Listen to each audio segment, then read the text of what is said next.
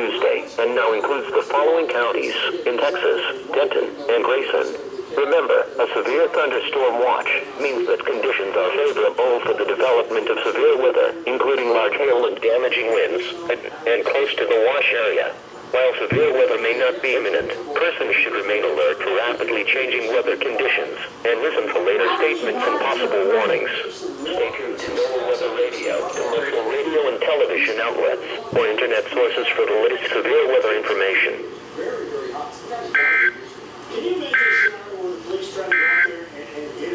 And now the short-term forecast.